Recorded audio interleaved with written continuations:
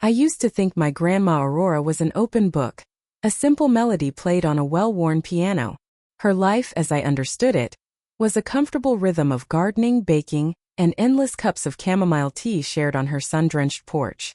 With her twinkling blue eyes the color of a summer sky just after a rain, and her soft flower-dusted hands, she was the embodiment of warmth and serenity. She was the safest harbor I knew, a place where worries dissolved like sugar in hot water. I could tell her anything, and she would listen with a patience that seemed boundless, her gaze unwavering, her love a constant, gentle current. Her stories, too, were familiar and comforting. Tales of growing up on the farm, of mischievous kittens and stubborn cows, of community dances and summer picnics. They painted a picture of a life lived close to the earth, a life of simple pleasures and unwavering faith. There was never a hint of darkness, no shadow of secrets, just the golden glow of a life well lived. That's what I believed anyway. Until the day I found the diary. It was shortly after her passing, a raw, aching time when the world felt muted and gray.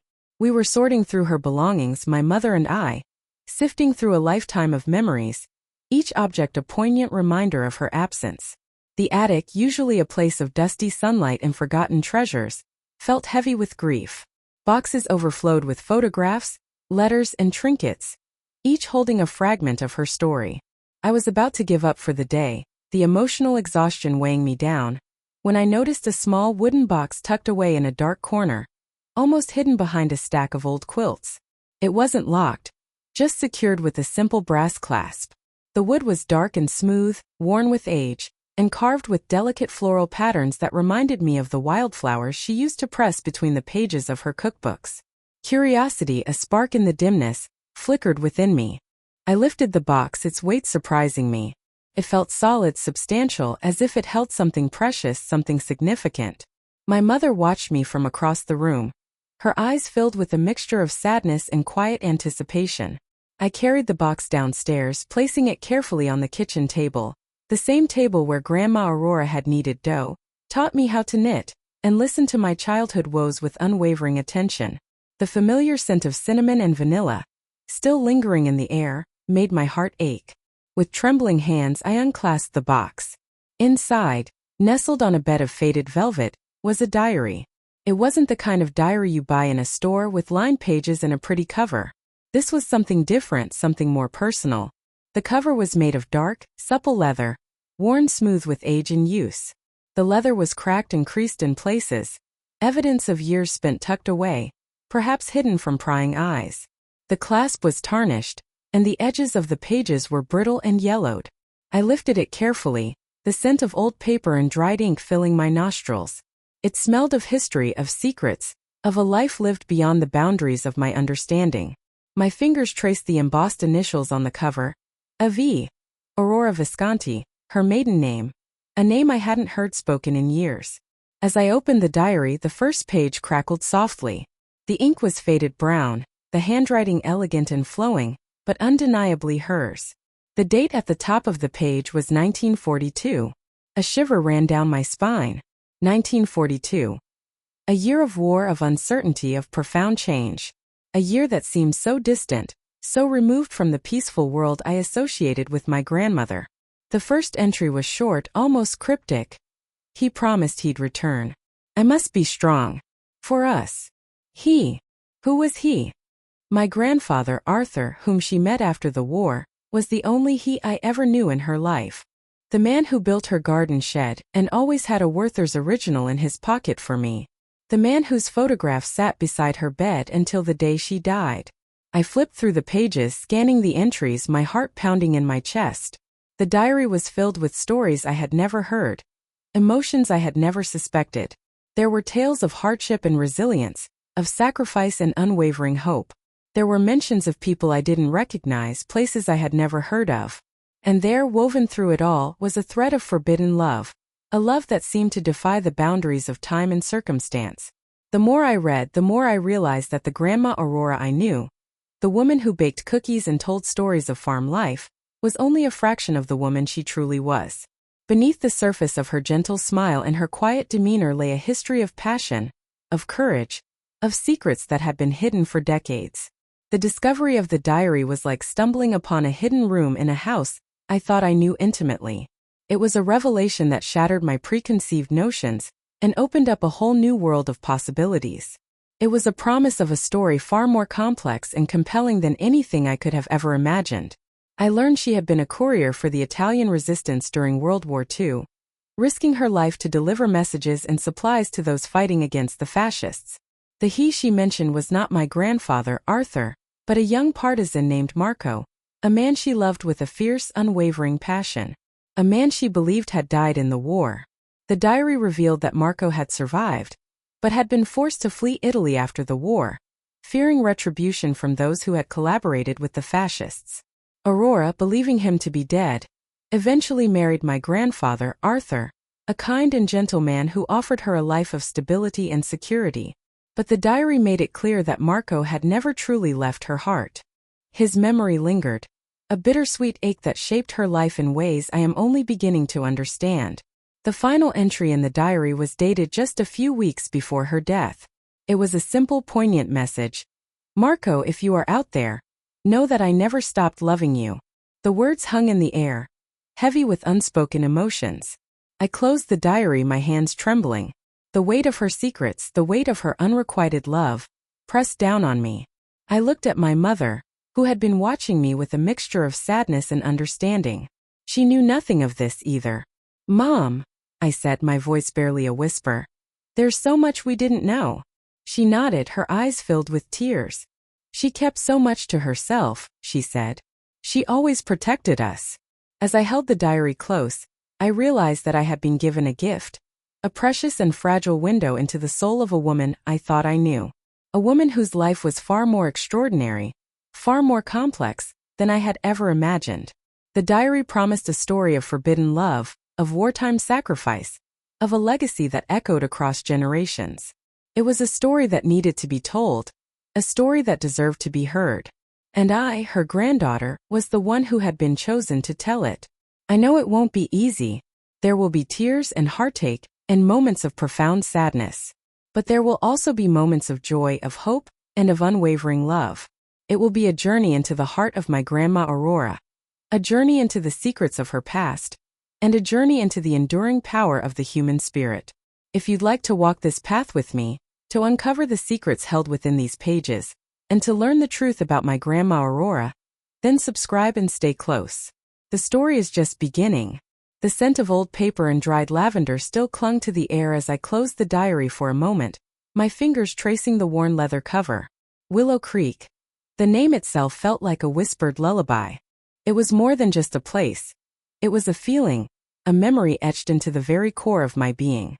Stepping into Aurora's words felt like stepping back into a dream both beautiful and fragile, a dream that held the seeds of a life I was only now beginning to understand.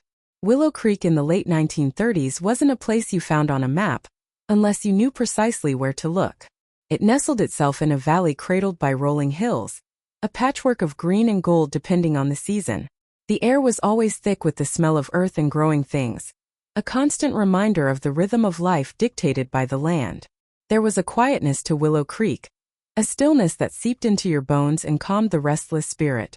The loudest sounds were usually the gentle murmur of the creek itself, the distant lowing of cattle, or the cheerful chirping of birds greeting the dawn.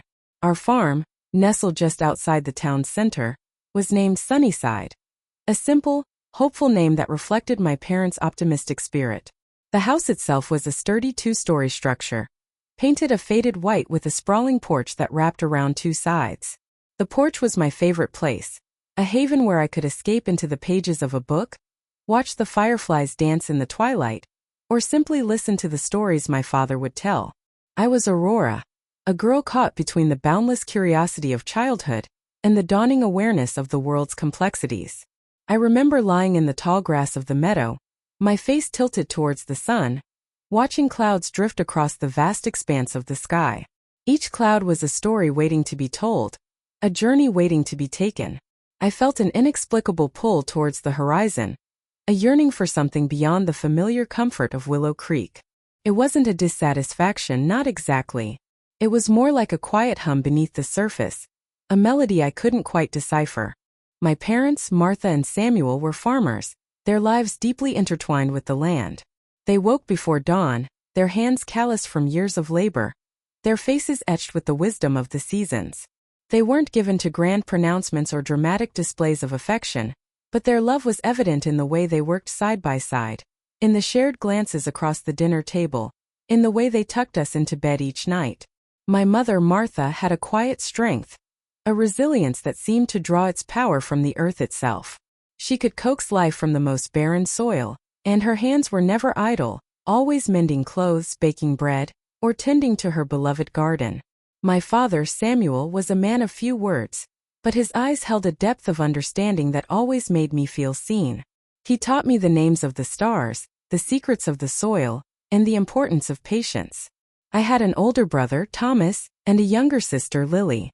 Thomas, with his head always in the clouds, literally and figuratively, dreamed of becoming a pilot.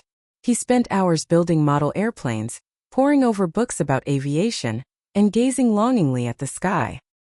He would often drag me to the highest point on the farm, a small knoll overlooking the valley, and point out the faint contrails of distant plains, his voice filled with a mixture of awe and longing. He talked of speed and freedom, of soaring above the earth, of seeing the world from a different perspective. I loved his enthusiasm, his unshakable belief in his dreams, even though a part of me worried about him.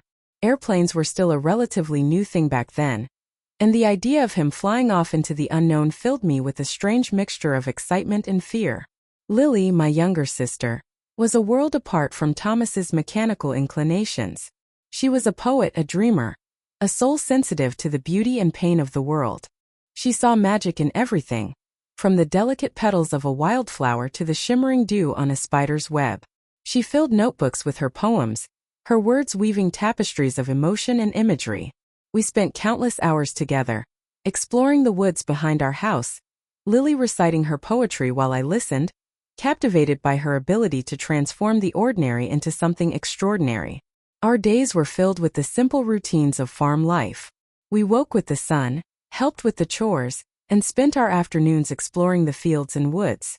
Evenings were spent gathered around the dinner table, sharing stories and laughter. After dinner, we would often sit on the porch, watching the stars emerge in the darkening sky. My father would point out the constellations, telling us the ancient myths and legends associated with each one. I would listen, my imagination soaring among the stars, wondering about the vastness of the universe and my place within it. There were hardships, of course. Farming was never easy, and the weather was a constant source of anxiety. A drought could ruin a harvest, a hailstorm could destroy weeks of work. But even in the face of adversity, my parents remained steadfast, their faith in the land and in each other unwavering. They taught us the value of hard work, the importance of community, and the resilience of the human spirit. I remember one summer evening in particular. The air was thick with the scent of honeysuckle and freshly cut hay. The fireflies were out in full force, their tiny lights blinking like stars fallen to earth. We were all sitting on the porch, my parents in their rocking chairs, Thomas whittling a piece of wood, Lily sketching in her notebook, and me curled up with a book. A gentle breeze rustled through the leaves of the willow tree in our front yard, its branches swaying like graceful dancers. As I looked around at my family, at the familiar surroundings of our farm, I felt a surge of love and gratitude. This was my world, my home, my sanctuary.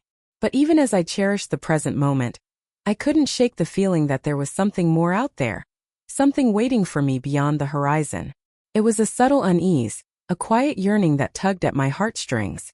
I closed my book and looked up at the stars, their light twinkling down on us like distant promises. I wondered what the future held, what adventures awaited me, what challenges I would face. I didn't know it then, but the seeds of change were already being sown, the winds of fate were already beginning to blow. And soon the peaceful world of Willow Creek, the idyllic innocence of my childhood, would be swept away by the tide of history, leaving me forever changed.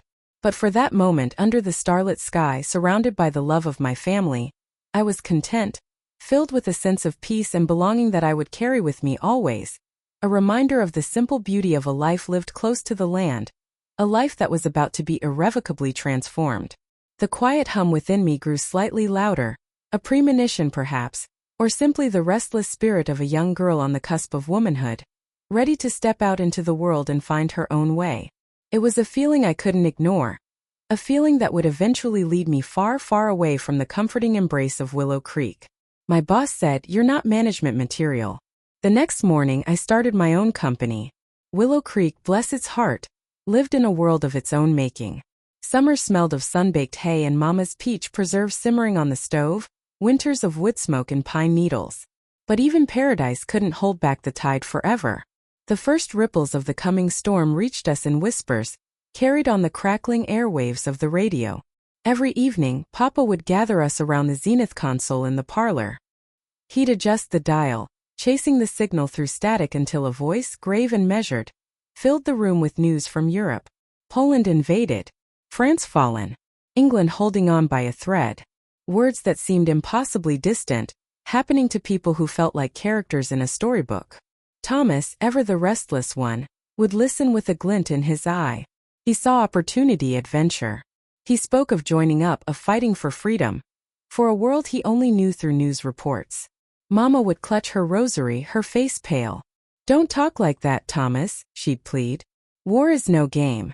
It's death and sorrow." Papa, a veteran of the Great War himself, would remain silent, his gaze fixed on the dancing flames in the fireplace. He knew the truth of Mama's words, the hollow ache that war leaves in a man's soul. He carried his war within him, a quiet burden he rarely spoke of. The war seeped into our lives in other ways too. Letters arrived from cousins who'd moved to the cities, filled with talk of rationing and factory jobs. The price of sugar went up at Mr. Abernathy's general store, and Mama started planting a victory garden in the backyard, rows of beans and carrots pushing up through the rich soil. Aurora felt a different kind of unease. It wasn't just fear for my brother, or the pinch in our household budget. It was a growing sense that the world, the safe and predictable world I'd always known, was cracking open.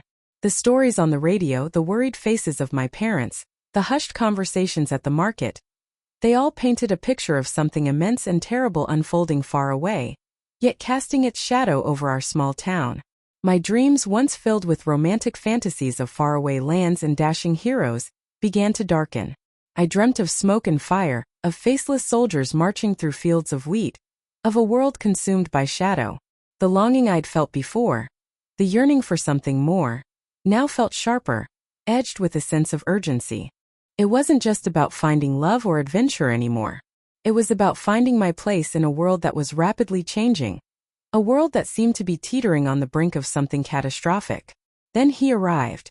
It was a late afternoon in early spring, the air still carrying a chill despite the warming sun. I was walking home from the library, a stack of books cradled in my arms, when I saw him.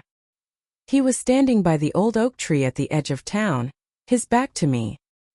He was in uniform, but not like any uniform I'd ever seen. It was a darker green, almost olive, and the cut was foreign, unfamiliar. He was tall, lean, with broad shoulders that strained against the fabric of his jacket. His hair, the color of dark honey, was neatly cropped, and the way he stood, ramrod straight, suggested a discipline that our local boys, more accustomed to overalls and fishing rods, simply didn't possess. As I drew closer, he turned. His eyes, the color of the sky after a storm, met mine. They were intense, guarded, holding a depth of knowledge and experience that belied his youth. He couldn't have been much older than Thomas, maybe 20-21. But there was something about him, a quiet strength, a weariness in his gaze, that made him seem older, infinitely wiser. "Can I help you?" I asked, my voice barely above a whisper. My heart was hammering against my ribs, a frantic drumbeat that threatened to betray my composure. He hesitated for a moment, as if weighing his words carefully. "I'm looking for directions," he said, his voice a low rumble, with a faint accent I couldn't quite place. It wasn't German or French or Italian. It was something else. "Directions to where?" I asked, trying to sound casual, but my voice still trembled slightly. "To anywhere," he said, his gaze sweeping over the quiet street, the neat houses with their picket fences, the sleepy stillness of Willow Creek. "Somewhere quiet." I frowned. "Willow Creek is quiet," I said. "Perhaps too quiet for some." He smiled then, a fleeting, almost sad smile that tugged at something deep inside me. "Perhaps," he said. But quiet can be deceptive. We stood there for a moment, the silence stretching between us, thick with unspoken questions and a strange, undeniable connection.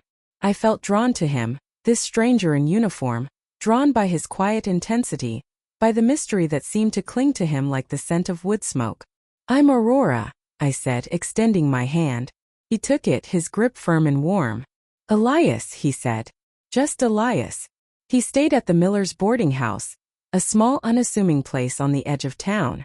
He kept to himself, spending his days walking in the woods, reading in the library, or simply sitting on the porch watching the world go by. He rarely spoke to anyone, but I saw him often, his eyes following me as I walked past. Mama, ever the observant one, noticed the glances. "He's a handsome young man," she said one evening, as we were washing dishes after supper. "A foreigner, I think. Do you know anything about him, Aurora?" I shrugged, trying to appear nonchalant. "Just that his name is Elias, and he's staying at the Millers." Mama raised an eyebrow. "And that's all?" I avoided her gaze, focusing on scrubbing a stubborn stain from a plate. What else would there be? But there was more, of course. There was the way my heart skipped a beat whenever I saw him. The way my mind filled with questions about his past, his purpose, his secrets. There was the undeniable feeling that his arrival in Willow Creek was not a coincidence, that our paths were destined to cross. One afternoon, I found him sitting by the creek, sketching in a small notebook. I hesitated for a moment, then walked over and sat down beside him. "That's beautiful," I said, looking at the drawing. It was a detailed sketch of the old mill, the water wheel turning lazily in the current. He looked up, startled, then smiled. "Thank you," he said. "It's just a hobby." "What do you do?" I asked, unable to resist the question. He hesitated again, his eyes clouding over. I work for the government," he said, his voice carefully neutral. "Doing what?" I pressed, sensing that he was holding something back. He sighed, running a hand through his dark hair. "I can't say," he said. "It's confidential." Confidential. The word hung in the air between us, heavy with unspoken implications. I knew then, with a certainty that chilled me to the bone, that Elias was not who he seemed to be. He was a man with secrets, a man with a mission, a man who was caught up in something much larger than himself. And somehow, I knew my life was about to become entangled with his. The war was no longer a distant rumble on the radio. It had arrived in Willow Creek, in the form of a young man with haunted eyes and a hidden past. And I, Aurora, was about to be swept away by its currents. The days that followed were filled with a growing sense of anticipation and dread. I found myself drawn to Elias, despite the warnings in my head. We spent hours talking, walking in the woods, sharing stories and dreams. He told me about his travels, his love of art and music, his longing for a world without war. He never spoke of his past or his work, but I could see the shadows in his eyes, the pain that he carried within him. I in turn shared my own dreams, my own fears, my own longing for something more. I told him about my love of books, my passion for writing, my desire to make a difference in the world. I confessed my growing unease about the war, my doubts about the future, my fear that everything I knew and loved was about to be swept away. He listened patiently, his eyes filled with understanding and compassion. He didn't offer easy answers or empty platitudes. He simply listened, and in his silence I found a strange kind of comfort. One evening, as we were walking home from the creek, he stopped and turned to me, his eyes filled with a deep sadness. "Aurora," he said, his voice barely above a whisper. "I need to tell you something." My heart leaped into my throat. I knew somehow that this was it. This was the moment when the truth would be revealed, when the secrets would be laid bare. "What is it?" I asked, my voice trembling. He took a deep breath, as if gathering his courage. "I'm not who you think I am," he said. "And I can't stay here much longer." He paused, his gaze searching mine. "I'm involved in something dangerous," he continued. "Something that could put you and your family at risk." My blood ran cold. I knew it. I knew that he was hiding something, that his presence in Willow Creek was not a coincidence. But hearing him say it, hearing the words spoken aloud, made it all too real. "What is it?" I repeated, my voice barely audible. "What are you involved in?" He hesitated again, his eyes filled with pain. I can't tell you, he said. It's too dangerous. But I need you to know that I care about you, Aurora. More than you can imagine. He reached out and took my hand, his touch sending a shiver down my spine. I don't want to hurt you, he said. But I'm afraid that I will. He paused, his gaze searching mine. You need to stay away from me, Aurora, he said. For your own good. And with that, he turned and walked away, disappearing into the gathering darkness. I stood there for a long time watching him go, my heart aching with a mixture of fear, confusion, and a strange, undeniable sense of loss. I knew that he was right, that I should stay away from him, but I also knew that I couldn't. Something had been set in motion, something that I couldn't control. My life was about to change, to be irrevocably altered by the arrival of Elias, the stranger in uniform, the man with secrets, the man who had awakened something within me that I never knew existed. And I knew with a chilling certainty that the quiet, peaceful world of Willow Creek was about to be shattered forever. The war had come, not just in whispers on the radio, but in the form of a man, a secret, and a love that could cost me everything. The morning after I walked out of that office, the words echoing in my ears, "You're not management material," felt like a brand. A scarlet letter, only it wasn't for sin, but for perceived inadequacy. I remember staring at my reflection, searching for the woman they didn't see. The one who could organize a town picnic with a budget smaller than a shoebox. The one who could soothe a crying child with a song. The one who could, damn it, manage anything. But then the sun caught the edge of my grandmother's antique sewing box, glinting like a beckoning promise. Inside lay not just needles and thread, but the seeds of ingenuity, resilience, and a legacy of doing things her way. That day, Aurora's haberdashery wasn't just born. It was resurrected, fueled by defiance and a quiet burning ambition. Elias, he came into my life like a melody in a minor key, beautiful but laced with a bittersweet ache. Our stolen moments were tucked away like precious jewels, hidden from the prying eyes of Willow Creek. We'd meet by the creek, the whispering willows our only confidants. He'd bring me wildflowers, their delicate petals mirroring the fragility of our hope. He'd tell me stories of his childhood in Germany, tales of snow-dusted villages and the comforting scent of his mother's baking. He spoke of science and the stars, his eyes alight with a passion that made my heart soar. But there was always a shadow there, a haunted look that would flicker across his face, quickly masked but impossible to ignore. It was during one of these secret trysts, the late afternoon sun painting the water in hues of gold and crimson, that he finally confided in me. "Aurora," he began, his voice barely a whisper, "I am not who I seem to be." He confessed he was a scientist, yes, but also a deserter. A German scientist who had turned his back on the Reich, disgusted by the horrors he witnessed, the research he was forced to participate in. He had fled, carrying with him a burden of knowledge and a desperate mission. "There is an artifact," he said, his gaze fixed on the flowing water. "An encryption device of immense power. Could change the course of the war. The Nazis are desperate to find it." He explained that his mentor, a brilliant but eccentric clockmaker, had entrusted him with its location, coded in a series of intricate clues. But the clockmaker was gone now, taken by the Gestapo. Elias was the only one who knew where to look. He was hiding not just from the Americans, who would see him as the enemy, but from the relentless reach of the Nazi regime. "If they find me, Aurora, they will find the artifact. And if they find the artifact..." He didn't need to finish the sentence. The implication hung heavy in the air, thicker than the evening mist rising from the creek.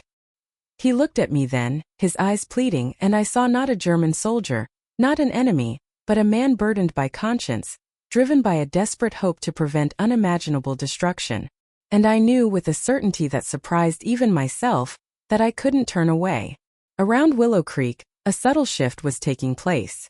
A disquieting feeling like the air before a storm. Strangers arrived, their faces etched with a cold, calculating curiosity. They asked seemingly innocent questions about the town's history, its residents, the old church on the hill. They lingered a little too long, their eyes a little too sharp. Mrs. Abernathy, bless her gossipy heart, reported seeing a man in a dark coat sketching the church from across the square. Little Timmy Henderson swore he saw another man listening at the window of the post office. Fear, like a creeping vine, began to wind its way around the town, choking the sense of security we had always taken for granted. One evening, Elias and I met under the cloak of darkness, the only light coming from the sliver of moon hanging in the inky sky. He held a worn leather-bound notebook, its pages filled with his mentor's cryptic scribbles and intricate clockwork diagrams. He hid clues within the workings of his clocks, Elias explained, his voice hushed. Each clock a puzzle, each puzzle leading to the next. He had deciphered a series of riddles, each pointing to a specific location within Willow Creek. But the final clue, the one that would reveal the artifact's hiding place, remained elusive. That night I couldn't sleep. I lay in bed, the diary open beside me, its blank pages beckoning. "Dear Diary," I wrote, the pen scratching across the paper. Fear has taken root in my heart. Fear for Elias, fear for my family, fear for the unknown dangers that lurk just beyond our doorstep. I never imagined myself a part of something so perilous. Am I strong enough? Brave enough? And what am I willing to sacrifice? Suddenly an idea sparked in my mind, a connection I hadn't made before. Elias's mentor was a clockmaker, yes, but he was also a historian, a man deeply rooted in the town's past. He would have known the secrets hidden within Willow Creek, the forgotten stories whispered in the wind. "Elias," I said, my voice trembling with excitement as we met the next morning. "Your mentor. Did he ever mention the old church? The one on the hill?" Elias frowned, his brow furrowed in thought. "He spoke of it occasionally, of its age, its history." "Why?" "There are stories," I explained. "Stories passed down through generations. Stories of a labyrinth beneath the church, a network of tunnels built during the Revolutionary War, used to hide supplies and escape from the British." Elias's eyes widened. "A labyrinth, a hiding place." He grabbed his notebook, his fingers tracing the intricate diagrams. He mentioned a key, hidden within the face of a clock. A key to unlock a hidden passage. Together we pored over the diagrams, searching for the connection, the missing piece of the puzzle. Then I saw it. A faint sketch, almost invisible, of a specific clock face. The hands were positioned at a peculiar angle, not marking any particular time. But then I realized the hands weren't pointing to numbers, but to symbols etched around the clock face. Symbols that matched markings on the ancient stones of the church. That night, under the watchful gaze of the moon, we crept towards the church. The air was thick with anticipation, the silence broken only by the rustling of leaves and the frantic beating of my heart. Elias found the corresponding symbols on a weathered stone near the altar. He pressed them in a specific sequence, and with a low groan, a section of the floor slid open, revealing a dark, gaping maw leading into the earth. The labyrinth. As we descended into the darkness, armed with only a flickering lantern and a shared sense of purpose, I felt a transformation taking place within me. The fear was still there, a knot in my stomach, but it was overshadowed by a growing sense of resolve. I was no longer just Aurora, the shopkeeper, the woman deemed not management material. I was Aurora, the protector, the guardian of a secret that could change the world. And I would do whatever it took to keep it safe, even if it meant risking everything. That night in my diary I wrote, "Dear Diary, I have crossed a threshold. There is no turning back now. I am afraid, yes, but I am also alive. More alive than I have ever been. I am no longer just watching the world change. I am a part of it. And whatever the future holds, I will face it with courage, with love, and with the unwavering belief that even in the darkest of times, hope can still bloom." The air in the hidden chamber tasted of damp earth and something metallic, like old blood. Elias, his face illuminated by the flickering lantern, traced the last inscription on the clockwork mechanism with a calloused finger. "Clever man, my mentor. Even in death, he makes us work for it." The mechanism clicked, a subtle shift that echoed in the oppressive silence. A section of the stone wall groaned, then slid inward, revealing a narrow passage. Beyond it, a faint golden light pulsed. The artifact. We moved cautiously, Elias leading the way, his pistol held steady. The passage opened into a circular chamber, the walls lined with shelves filled with strange instruments, gears, and schematics. In the center, resting on a pedestal of polished obsidian, was it. Not a weapon, not a jewel, but a sphere of intricately carved wood. pulsating with a soft internal light. The wood seemed to breathe, the carvings shifting and swirling like liquid gold. It hummed, a low resonant vibration that resonated deep within my bones. Magnificent. Elias breathed, his voice hushed with awe. That's when the world exploded. A deafening crash echoed from behind us, followed by the guttural shouts of German soldiers. They'd found us. How, I didn't know, and in that moment it didn't matter. Survival was the only thought that consumed me. Elias shoved me towards the back of the chamber. Aurora, get the artifact. I'll hold them off. No, Elias, we do this together. I protested, fear clawing at my throat. He met my gaze, his eyes filled with a fierce determination. There's no time to argue. This is bigger than us, Aurora. You know that. Get the sphere and get out. Use what you learned from me. Remember the passages. The first shot rang out, shattering one of the shelves. Glass and gears rained down around us. Elias fired back, the sharp retort of his pistol a defiant answer to the encroaching threat. I hesitated for only a moment, then grabbed the sphere. It was warm to the touch, almost alive. As I held it, a jolt of energy coursed through me. A sudden understanding of its purpose, its potential. It was a key, a map, a conduit to something far beyond my comprehension. I turned to flee, but Elias was already engaged in a desperate struggle with two soldiers. He moved with a speed and ferocity I hadn't known he possessed, but they were too many. Another soldier appeared, raising his rifle. Elias! I screamed, but it was too late. A shot rang out and Elias crumpled to the ground, a crimson stain blooming on his chest. Time seemed to slow, the sounds of the battle fading into a dull roar. I stood frozen, the sphere clutched tightly in my hand, my mind reeling. Elias looked at me, his eyes filled with pain, but also with an unwavering resolve. He reached out, his hand trembling, and brushed a strand of hair from my face. Go, he whispered, his voice barely audible. Save it. Save them all.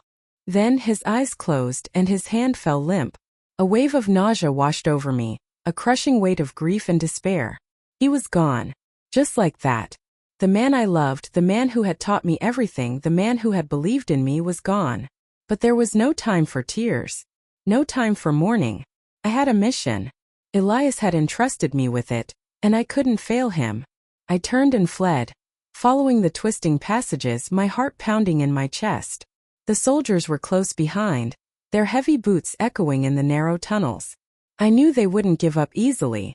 They wanted the sphere and they wanted me. I used my knowledge of the labyrinthine tunnels, the secret passages and hidden alcoves that Elias had shown me.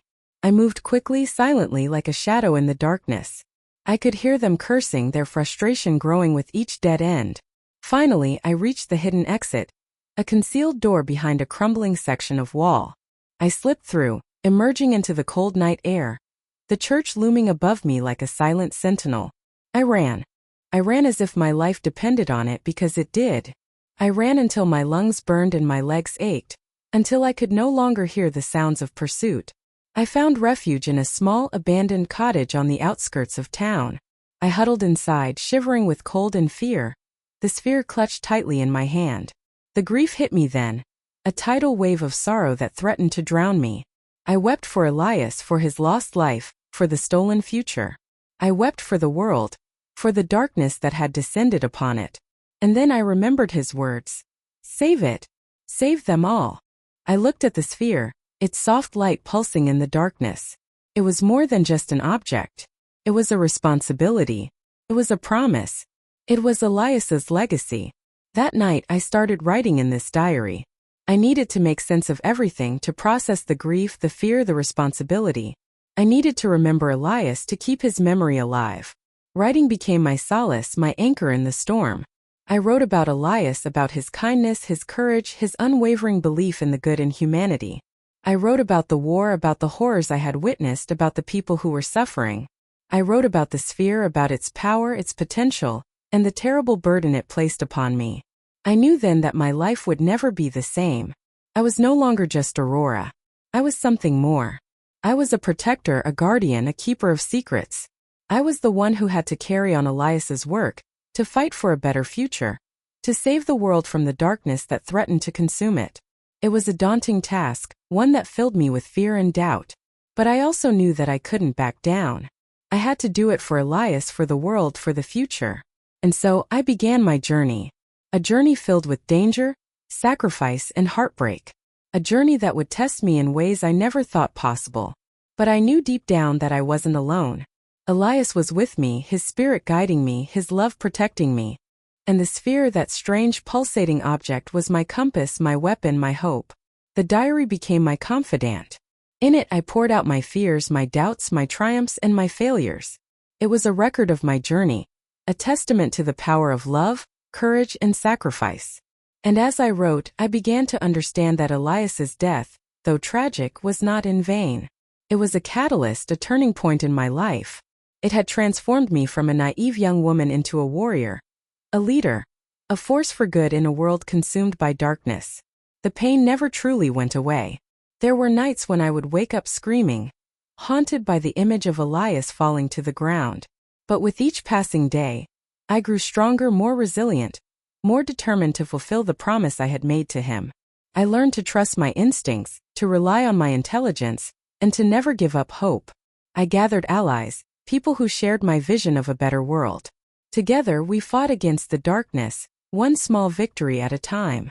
The war raged on, but we never lost sight of our goal. We knew that the future of the world depended on our success.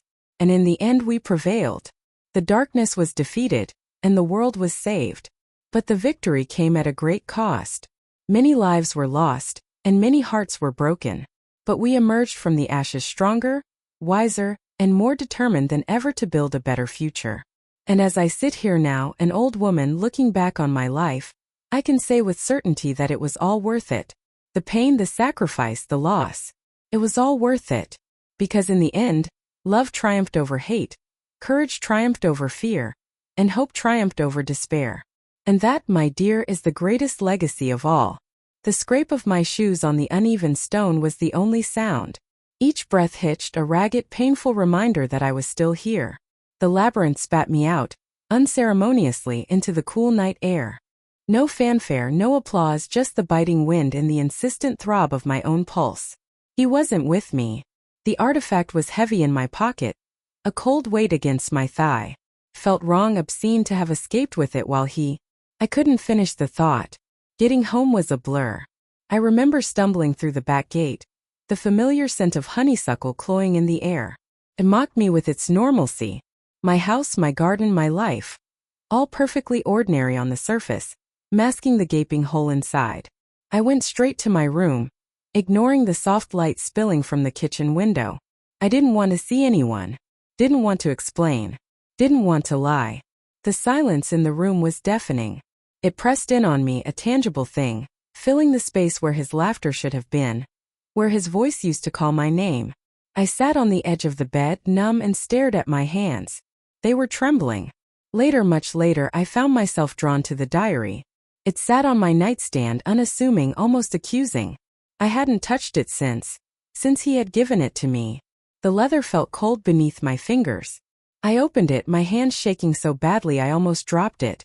The familiar scent of old paper and ink filled my nostrils, a ghostly echo of him. The last entry was his. A single line, scrawled in his hurried hand. "Aurora, be careful." Tears blurred the ink. I traced the words with my fingertip, clinging to that last, desperate warning. Be careful. It was too late for that. I picked up my pen, the nib scratching against the paper, a harsh, unwelcome sound. My thoughts were a jumbled mess, a chaotic storm of grief and guilt and a desperate, clawing need to understand. "He's gone," I wrote. The words looked stark and brutal on the page. He's really gone. I wrote about the labyrinth, about the creature, about the sacrifice. I didn't try to make it poetic. I didn't try to make sense of it. I just poured the raw, bleeding truth onto the page, a desperate attempt to exorcise the pain. The words were broken, fragmented, almost illegible in places. But they were mine. And they were the only truth I could bear to face. The next few days passed in a haze. I moved through the motions of life, a ghost in my own home. My family hovered, their faces etched with concern. They saw my grief, but they didn't see the truth. They thought Elias had died in an accident, a tragic mishap during his research. I let them believe it. It was easier that way. The lie was a shield protecting me from their questions, their pity, their well-meaning but ultimately hollow platitudes. But the silence was suffocating. I couldn't talk to anyone about what had really happened. I couldn't share the burden of the artifact, the weight of the secret. I was alone with my grief, alone with my knowledge, alone with the terrible responsibility that had been thrust upon me. I avoided mirrors. I couldn't bear to see my own reflection, the haunted look in my eyes, the lines etched deeper around my mouth. Even the sound of my own name made me flinch.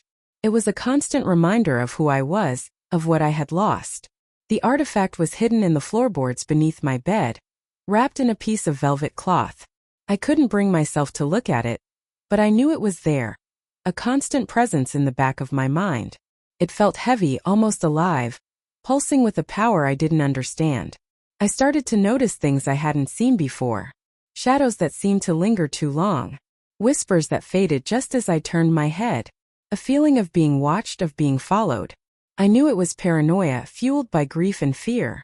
But I couldn't shake the feeling that I was no longer safe.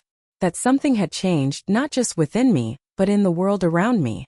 One evening, I found myself drawn to Elias's study. It had been locked since his death, sealed off like a tomb.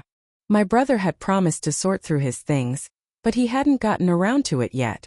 I found the key hidden in a flower pot on the porch, just where he always kept it. My hands trembled as I unlocked the door and stepped inside. The room was exactly as he had left it. Books piled high on every surface, maps pinned to the walls, notes scribbled on scraps of paper. The air was thick with the scent of old books and pipe tobacco, a poignant reminder of his presence. I ran my hand over the spines of his books, my fingers tracing the titles. He had been a scholar, a researcher, a seeker of lost knowledge. He had dedicated his life to uncovering the secrets of the past. And now he was gone, his knowledge lost with him. I started to search, driven by a desperate need to find something, anything that would connect me to him. I went through his notes, his maps, his research papers. Most of it was gibberish to me, filled with arcane symbols and obscure references. But then I found it, tucked away in the back of a drawer. A small leather-bound notebook. It was locked, but the lock was flimsy. I broke it open with a pair of scissors. Inside, the pages were filled with his handwriting, but this wasn't his usual scholarly scrawl. This was different. The entries were coded, written in a language I didn't recognize. But there was something familiar about the symbols. Something that sparked a faint memory, a whisper of recognition. I sat down at his desk, the notebook open in front of me. The grief was still there, a dull ache in my chest. But something else was there too. A flicker of something new, something terrifying. Intention. I spent hours poring over the notebook, trying to decipher the code. I consulted his books, his maps, his research papers. I searched for clues, for patterns, for anything that would unlock the secrets he had hidden within those pages. It was slow, painstaking work. But with each small discovery, with each symbol I deciphered, a new sense of purpose began to grow within me. I wasn't just grieving. I wasn't just remembering. I was learning. I was searching. I was beginning to understand. He had entrusted me with the artifact. He had entrusted me with his diary. And he had entrusted me with the knowledge he had spent his life pursuing. I didn't know what it all meant. I didn't know what I was supposed to do with it. But I knew one thing. I wouldn't let his sacrifice be in vain. I would protect his legacy. I would uncover the truth. I would carry on his work, even if it meant facing dangers I couldn't even imagine. The library became my sanctuary. I spent hours there, lost in the dusty stacks, searching for answers. I learned about ancient languages, forgotten civilizations, arcane symbols. I devoured books on mythology, folklore, and history. I was still grieving, but I was no longer adrift. I had a purpose. I had a mission. And I would not fail him. Willow Creek, bless its sleepy heart, could no longer hold me. Not after. Not with what I knew. It was a wound, that town, a constant, aching reminder of Elias, of Mama, of the life that was. So, I packed what little I had left, mostly Elias's things, his diary, his notes, the artifact of course, into a battered suitcase and bought a one-way ticket to the city. Just the city. Any city. It didn't matter which, as long as it was far away and offered the anonymity I desperately craved. The train rumbled along, a mechanical beast devouring the miles between me and the past. I watched the familiar landscape blur into a green and brown smear, tears blurring it even further. Each clack of the wheels was a hammer blow against my heart, each whistle a mournful cry. I clutched Elias's diary, its worn leather a small comfort against the vast emptiness inside. The city was a cacophony of noise and movement, a stark contrast to the quiet hum of Willow Creek.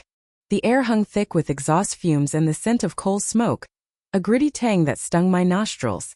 I found a small, sparsely furnished room in a boarding house on a street lined with similar buildings, each one a silent testament to lives lived in the shadows. The landlady, a stout woman with a permanent frown etched on her face, seemed more interested in collecting the rent than in my story, which was just as well. I had no story to tell, not anymore. I was a ghost, a shadow, a nameless face in a sea of faces. The first few weeks were a blur of disorientation and loneliness. I spent my days in the vast, echoing halls of the public library, losing myself in books, poring over maps, and deciphering Elias's cryptic notes. The library became my sanctuary, its hushed atmosphere a welcome escape from the noise and chaos of the city. I learned about cryptography, about codes and ciphers, about the history of espionage and intelligence. Elias's diary was my guide, his words a lifeline in the darkness. He had been so much more than a simple clockmaker. Slowly, painstakingly, I began to understand the artifact. It wasn't just an encryption device as I had initially thought. It was something far more powerful, a key to unlocking secrets, a tool for understanding the enemy's thoughts and intentions. Elias had called it a cognitive engine, capable of processing information in ways that were beyond human comprehension. He believed it could be used to anticipate their moves, to predict their strategies, to ultimately defeat them. The implications were staggering. This small, unassuming object could change the course of the war. But only if I could unlock its full potential. I started attending night classes, learning about electronics and mechanics. I haunted secondhand bookstores, searching for forgotten manuals and technical journals. I even sought out discreet consultations with retired engineers and mathematicians, careful to conceal my true purpose, always asking questions under the guise of innocent curiosity. The city, with its hidden corners and clandestine meetings, became my classroom. I learned to blend in, to observe without being seen, to listen without being heard. I practiced my skills in crowded marketplaces, in bustling train stations, in smoky cafes. I learned to read faces, to interpret gestures, to detect the subtle signs of deception.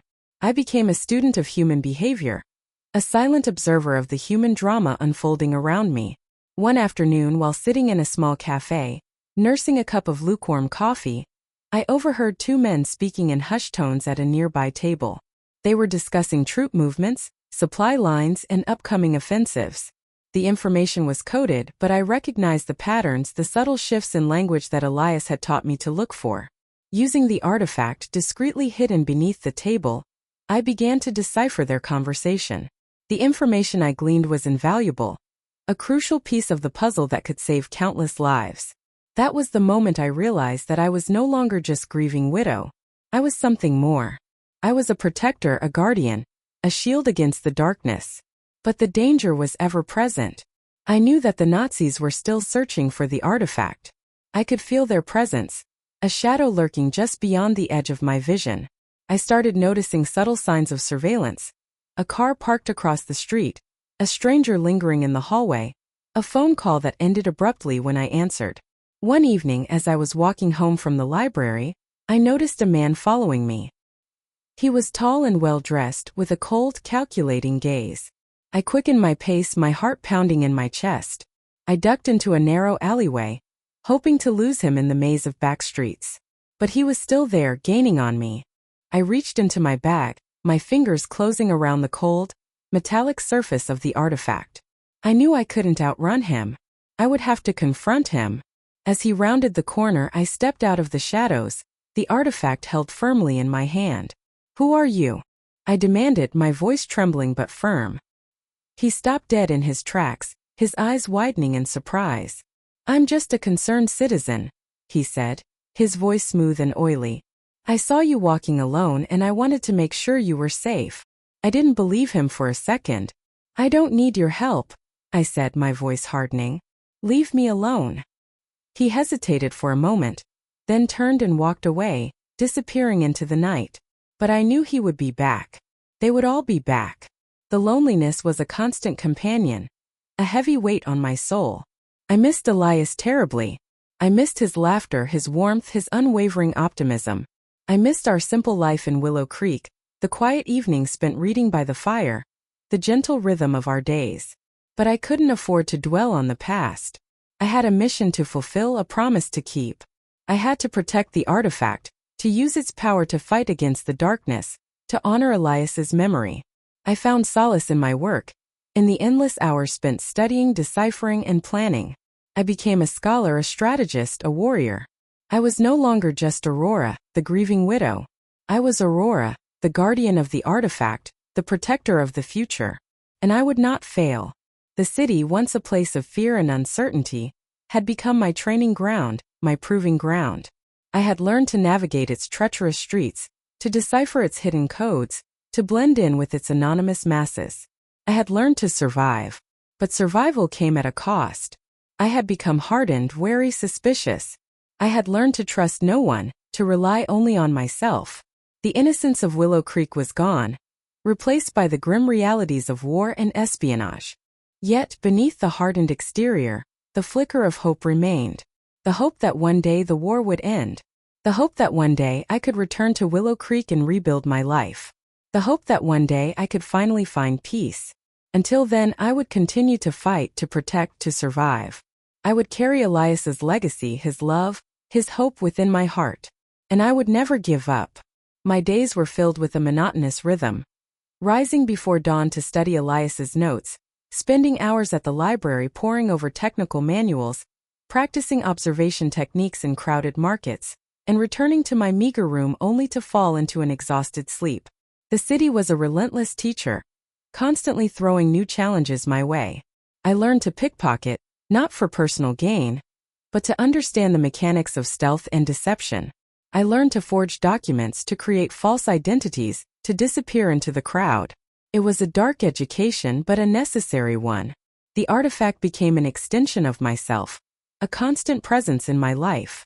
I carried it everywhere, concealed beneath my clothing, its smooth surface a comforting weight against my skin.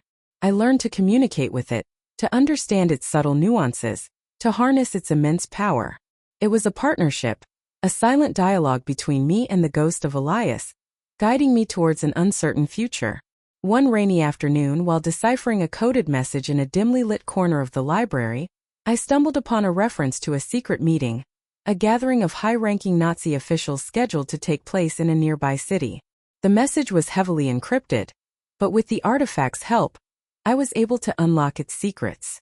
The meeting was to discuss a new weapon, a devastating technology that could potentially turn the tide of the war. I knew I had to act. I couldn't let them succeed. But I was just one person, armed with nothing but my wits and an ancient artifact. How could I possibly stop them?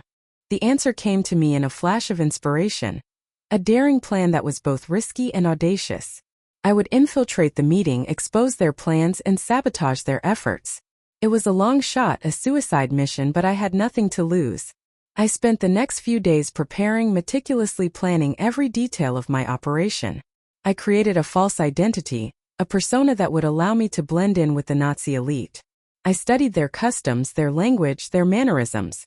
I learned to speak with authority, to exude confidence, to project an air of unwavering loyalty. The day of the meeting arrived, shrouded in a thick fog that mirrored the uncertainty in my heart. I traveled to the city by train, my nerves stretched taut, my senses on high alert. As I approached the meeting place, a grand hotel nestled in the heart of the city, I felt a surge of adrenaline, a mixture of fear and excitement. I took a deep breath, straightened my shoulders, and stepped into the lion's den. The hotel was a hive of activity, filled with uniformed officers, stern-faced officials, and obsequious staff. I navigated the crowded hallways with practiced ease, my false identity shielding me from suspicion. I reached the meeting room, a large, opulent chamber filled with long tables and ornate chandeliers. As I entered the room, all eyes turned to me. I held my gaze steady, projecting an air of confidence that belied the turmoil within. I walked to a vacant seat at the far end of the table, my heart pounding in my chest. The meeting began, the room filling with the drone of voices discussing strategy, tactics, and logistics. I listened intently, absorbing every detail, my mind racing to formulate a plan. As the meeting progressed, I noticed a subtle pattern, a hidden code embedded within their discussions. Using the artifact, I began to decipher the code, revealing a network of secret agents, hidden locations, and clandestine operations. The information was explosive, a treasure trove of intelligence that could cripple the Nazi war effort. I knew I had to get this information to the right people, to those who could use it to make a difference. But how? I was surrounded by enemies, trapped in a room with no escape. Then an opportunity presented itself. A brief intermission was called, and the room emptied, leaving me alone with my thoughts. I seized the moment, quickly copying the decoded information onto a small piece of paper, which I concealed in the lining of my coat. As the meeting resumed, I prepared to make my escape. I feigned illness, clutching my stomach and groaning in pain. The others looked at me with concern, their faces etched with suspicion. I excused myself from the room, promising to return shortly. As I walked down the hallway, I felt a pair of eyes watching me, scrutinizing my every move. I knew I was being followed. I quickened my pace, my heart pounding in my chest. I reached the lobby, a chaotic scene filled with people coming and going. I slipped into the crowd, blending in with the anonymous masses. I made my way to the back entrance of the hotel, my pursuer hot on my heels. I reached the door, pushed it open, and stepped out into the rainy night. I ran, my lungs burning, my legs aching. I could hear the sound of footsteps behind me, growing closer with each stride. I reached a dark alleyway, a narrow passage between two buildings. I ducked into the shadows, hoping to lose my pursuer in the maze of back streets. But he was still there, relentless in his pursuit. I knew I couldn't outrun him. I would have to fight. I turned to face my pursuer, my hand reaching for the artifact concealed beneath my coat. The battle was about to begin. The attic dust motes danced in the single shaft of sunlight, painting the air gold as I lifted the worn leather diary once more. Each entry, each faded photograph, had chipped away at the placid surface of my memories, revealing the vibrant, courageous woman beneath the gentle grandmother I knew. The last pages remained, promising to finally stitch together the fragmented pieces of Aurora's hidden life. The artifact, Elias's ingenious creation, became Aurora's silent weapon. It wasn't a weapon of destruction, but of information, of foresight. The diary entries from those days were terse, filled with coded language and geographical coordinates. I could almost see her, hunched over the device in the dead of night, the faint glow illuminating her determined face. She wrote of intercepted transmissions, of troop movements predicted, of supply lines disrupted. One entry, dated late 1944, sent a shiver down my spine. "The Ardennes," she'd written. "They plan a desperate push. So much depends on this." Below, a meticulously drawn map, annotated with symbols I couldn't decipher but knew must have been vital. Later, I learned from history books about the Battle of the Bulge, Hitler's last-ditch offensive. Aurora, through Elias's artifact, had played a role in blunting that attack, in saving countless lives. The diary spoke of the constant tension, the gnawing fear of discovery.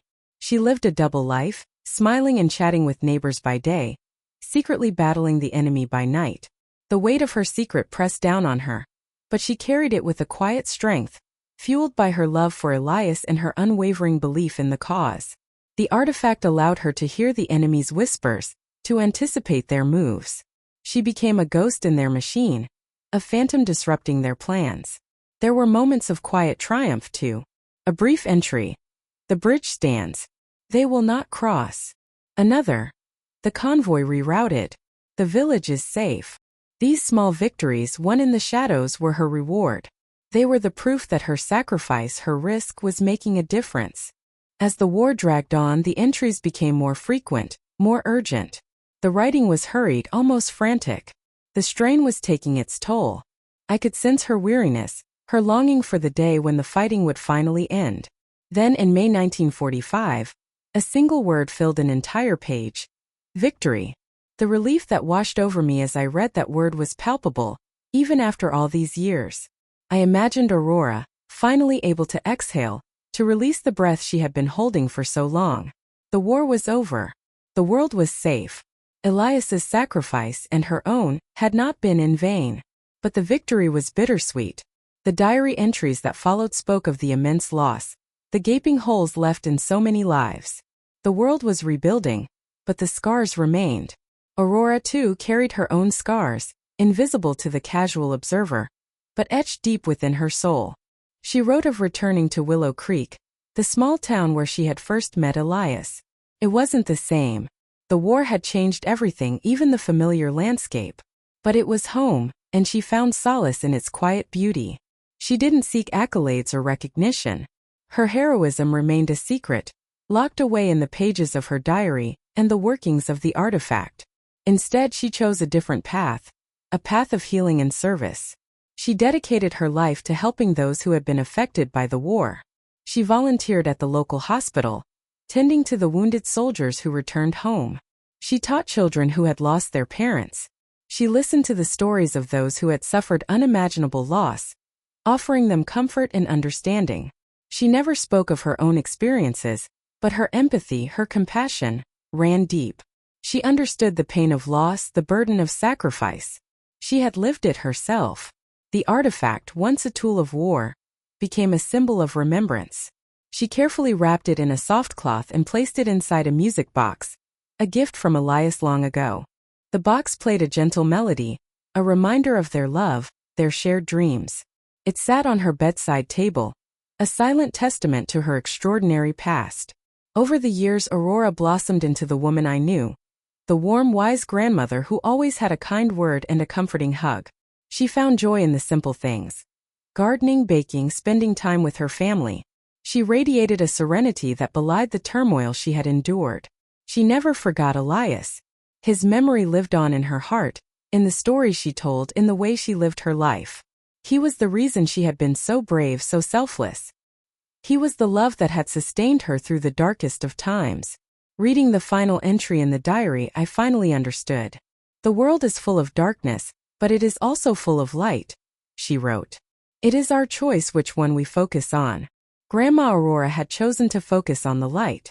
She had taken the pain and loss of her past and transformed it into a force for good. She had become a beacon of hope, a symbol of resilience.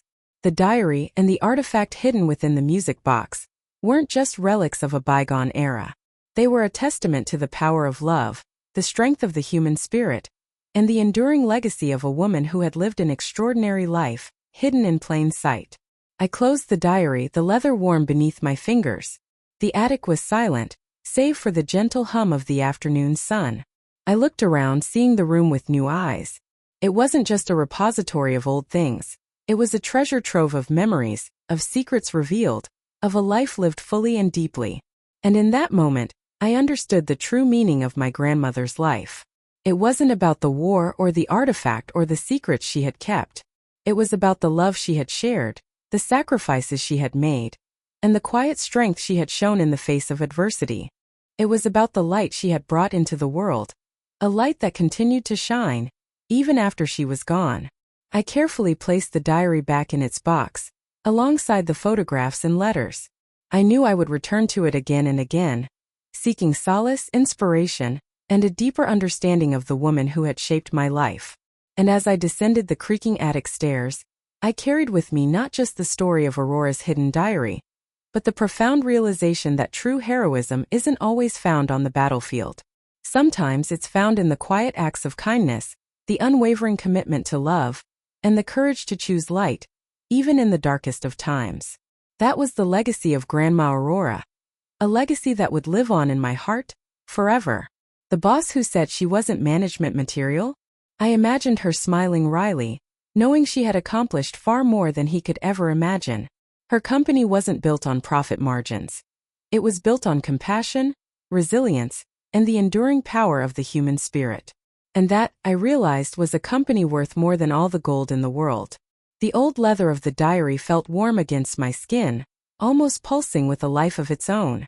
Sunlight, fractured by the lace curtains, painted shifting patterns on the worn pages, illuminating Aurora's elegant script. It was more than just ink on paper. It was a roadmap to her soul, a landscape of her heart. I had spent weeks deciphering the faded words, piecing together the fragments of her life, and now, holding it in my hands, I felt an overwhelming sense of connection, a bridge built across the chasm of years. My boss's words, the ones that had stung so sharply just weeks before, seemed to echo faintly in the background. "You're not management material." They had been a catalyst, a sharp prod that pushed me towards a path I hadn't dared to envision. And now, sitting here surrounded by Aurora's memories, I understood that true leadership wasn't about climbing a corporate ladder. It was about forging your own path, about daring to live authentically, about embracing the quiet strength within. Aurora had done that time and time again, in ways I was only beginning to comprehend. I remembered the stories she used to tell me as a child, fantastical tales of brave princesses and resourceful woodcutters, of hidden gardens and enchanted forests. They had seemed like simple amusements then, a way to while away rainy afternoons. But now, after reading her diary, I understood them for what they truly were: veiled reflections of her own life, metaphors for the challenges she had faced and the triumphs she had celebrated. The princess who had to flee her kingdom to escape a tyrannical king was Aurora, escaping the stifling expectations of her family. The woodcutter who used his wits and courage to overcome seemingly insurmountable obstacles was Aurora, navigating the treacherous currents of a world that wasn't always kind to women. The hidden garden, a place of solace and beauty, was the inner sanctuary she had cultivated within herself, a refuge from the storms of life. The diary wasn't just a collection of facts and dates. It was a testament to the power of storytelling, a reminder that even in the darkest of times, hope could be found in the sharing of experiences, in the weaving of narratives that connected us to something larger than ourselves. It was a lesson she had imparted to me, not through lectures or pronouncements, but through the gentle art of storytelling, a legacy more precious than any inheritance. I traced the outline of a pressed flower tucked between the pages, its delicate petals brittle with age. It was a forget-me-not, its faded blue a whisper of remembrance. Aurora had planted a whole bed of them in her garden, she had told me, because they reminded her of her own mother, who had loved them dearly. It was a small detail, a seemingly insignificant gesture, but it spoke volumes about the depth of her love and the importance she placed on connection. Her legacy wasn't in some hidden treasure, some secret fortune that would magically solve all my problems. It was in the quiet strength she had demonstrated throughout her life, in the wisdom she had shared through her stories, in the unconditional love she had showered upon me. It was in the way she had always encouraged me to follow my own heart, even when it led me down paths that were unconventional or uncertain. I had always seen her as a grandmother, a source of comfort and warmth, a dispenser of cookies and bedtime stories. But now I saw her as a warrior, a survivor, a woman who had faced adversity with grace and resilience. She had lived a life of quiet rebellion, challenging the limitations imposed upon her by society and forging her own path with unwavering determination. And in doing so, she had paved the way for me, for all the women who would come after her. The parallels between her struggles and my own were striking. She had been told to conform, to stay within the prescribed boundaries of what was expected of her. I had been told I wasn't management material, a subtle but no less potent way of telling me I didn't fit the mold. But Aurora had taught me that the mold was meant to be broken, that true success lay in embracing your unique qualities and forging your own path, regardless of what others might say. The weight on my chest began to ease, a knot of anxiety slowly unraveling. I realized that I wasn't alone in my uncertainty, in my fear of failure. Aurora had felt those same emotions, had wrestled with those same doubts. But she had persevered. She had found the courage to keep going, even when the odds were stacked against her. And now her story was giving me the strength to do the same. The afternoon light deepened, casting long shadows across the room. I closed the diary, its leather worn smooth by countless hands. It was more than just a book. It was a lifeline, a connection to a past that was both poignant and powerful. It was a reminder that even in the face of adversity, hope could endure, that love could transcend generations, and that the stories we tell ourselves and each other had the power to shape our lives in profound ways. Holding the diary close, I felt a sense of peace settle over me, a sense of clarity I hadn't known I was searching for. The fear that had been gnawing at me began to dissipate, replaced by a quiet confidence, a newfound determination. I knew that starting my own company wouldn't be easy, that there would be challenges and setbacks along the way. But I also knew that I wasn't alone. I had Aurora's spirit within me, her unwavering courage, her boundless love. I would cherish the diary, not just as a historical document, but as a treasured guide, a source of inspiration and wisdom that would help me navigate the complexities of life. It was a reminder that every life, no matter how ordinary it may seem, was filled with stories worth telling, with lessons worth learning, with love worth sharing. As I stood up, I glanced out the window, at the garden Aurora had so lovingly tended. The forget-me-nots were gone now, replaced by other blooms, each with its own story to tell. But their memory lingered, a reminder of the enduring power of love and remembrance. And I knew with absolute certainty that Aurora's legacy would live on, not just in the pages of her diary, but in the lives of all those she had touched, in the stories we would continue to tell, in the love we would continue to share. The world needed stories like Aurora's, hidden stories waiting to be unearthed, tales of resilience, courage, and quiet strength. Because within those stories, within the lives of ordinary people who did extraordinary things, lay the seeds of hope, the promise of a brighter future, the enduring testament to the power of the human spirit. And perhaps the greatest gift Aurora had given me was the understanding that my own story, still unfolding, was also worth telling. That my own struggles, my own triumphs, my own unique perspective, had the potential to inspire others, to connect us all in the grand interwoven narrative of human existence. And that, I realized, was a legacy worth striving for. Here we are at the close of Aurora's story, a story whispered from the folds of time, etched in the heart of a diary, and now laid bare for you to feel. Her life, like a sturdy oak weathered by storms, stands as a testament to the enduring power of the human spirit. It wasn't a life of grand pronouncements or soaring victories shouted from rooftops. It was a life lived in the quiet corners, in the gentle acts of kindness, in the steadfast love that bloomed even in the harshest of terrains. It was a life that whispered, not shouted, a life that taught resilience not through lectures, but through the simple, beautiful act of living. Aurora faced adversity, yes, mountains of it that threatened to bury her. But she didn't crumble. She found strength in the small things, in the warmth of the morning sun, in the comforting scent of baking bread, in the unwavering love for her family.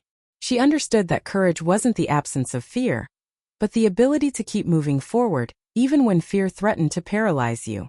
She learned to dance with the shadows, to find light even in the darkest of nights. Her story, though deeply personal, resonates with the universal truth that within each of us lies a wellspring of strength, a reservoir of love, and the unwavering ability to overcome. And her sacrifices, those were made not with a heavy heart, but with an open one. She chose love time and time again, even when it meant sacrificing her own desires, her own dreams. She understood that true love isn't about possession, but about giving, about nurturing, about allowing those you cherish to blossom into their fullest potential. She poured her heart into her children, her husband, her community, leaving an indelible mark on each and every life she touched. Her love wasn't a fleeting emotion, but a constant flame, a guiding light that illuminated the path for those around her. And hidden within her diary, you see, wasn't just a chronicle of events, but a map of her soul. It revealed the depth of her emotions, the complexity of her thoughts, the unwavering strength of her character. It was a testament to the fact that even the quietest lives hold the most profound stories, the most valuable lessons. It was a reminder that every life, no matter how seemingly ordinary, is a masterpiece waiting to be discovered. If Aurora's story has touched your heart, if it has stirred something within you, then it has served its purpose. Stories, you see, are not just words on a page or images on a screen. They are living, breathing entities that take root in our hearts and minds, shaping our perspectives, influencing our actions. They connect us to the past, they inspire us in the present, and they guide us towards the future. And like seeds scattered by the wind, they only truly live on when they are shared, when they are nurtured, when they are passed down from one generation to the next. Think of Aurora's life as a single thread in a vast, intricate tapestry. Each thread represents a life, a story, a unique experience. And when these threads are woven together, they create something beautiful, something powerful, something that reflects the collective human experience. Your life, too, is a thread in this tapestry, a thread that is just as important, just as valuable as any other. Your story, your experiences, your joys, your sorrows, they all contribute to the richness and complexity of the human narrative. And remember this: you don't have to be famous, you don't have to be wealthy, you don't have to be powerful to make a difference. You can make a difference in the lives of those around you simply by being kind, by being compassionate, by being present. You can make a difference by sharing your story, by offering a listening ear, by lending a helping hand. You can make a difference by simply being you, in all your unique and beautiful glory. I believe Aurora would be so pleased, so very pleased, to know that her story has resonated with you. She would be humbled by the thought that her life, her experiences, her struggles, and her triumphs have inspired you in some small way. She would want you to remember that even in the face of adversity, there is always hope. Even in the darkest of nights, there is always light. And even in the quietest of lives, there is always a story worth telling. If Aurora's story has moved you, if it has resonated with your own experiences, please leave a like. A simple click, a small gesture. But it tells us that her story has touched your heart, that it has made a difference. And if you wish to hear more heartfelt tales, more stories of resilience, more narratives that celebrate the human spirit, please subscribe to our channel. We are committed to sharing stories that inspire, stories that uplift, stories that remind us of the beauty and power of the human connection. And most importantly, please share your thoughts below. What resonated with you most about Aurora's story? What lessons did you learn from her life? What emotions did you feel as you listened to her words? We are eager to hear your reflections, your insights, your personal connections to her story. Your comments will not only enrich the conversation, but they will also help us to continue sharing stories that matter, stories that make a difference. Because you see, stories thrive in community. They grow stronger when they are shared, when they are discussed, when they are debated. They become more meaningful when they are connected to our own lives, our own experiences, our own understanding of the world. So please join us in this community of storytellers, in this circle of listeners, in this shared space where we can connect with one another through the power of narrative. And as you go about your day, as you navigate the challenges and triumphs that life throws your way, remember Aurora. Remember her courage, remember her love, remember her resilience. Remember that even in the face of adversity, you have the power to choose hope, you have the power to choose love, and you have the power to create a life that is meaningful and fulfilling. Think about the secrets held close, the unspoken words, the dreams tucked away. We all carry them, don't we? Those hidden parts of ourselves that shape who we are. Aurora's diary gave us a glimpse into hers, a window into her soul. It revealed a woman of immense strength, unwavering love, and quiet determination. And it reminded us that even the most ordinary lives are filled with extraordinary stories. So as we close this chapter of Aurora's life, I leave you with this final question. What secret do you believe Grandma Aurora held closest to her heart? What was the one thing that defined her? The one truth that guided her? The one love that sustained her? Share your thoughts, share your reflections, share your own interpretations of her story. Let us continue to celebrate her life, to honor her memory, and to carry forward her legacy of courage, love, and resilience. And may her story continue to inspire us all to live lives that are filled with meaning, purpose, and unwavering love.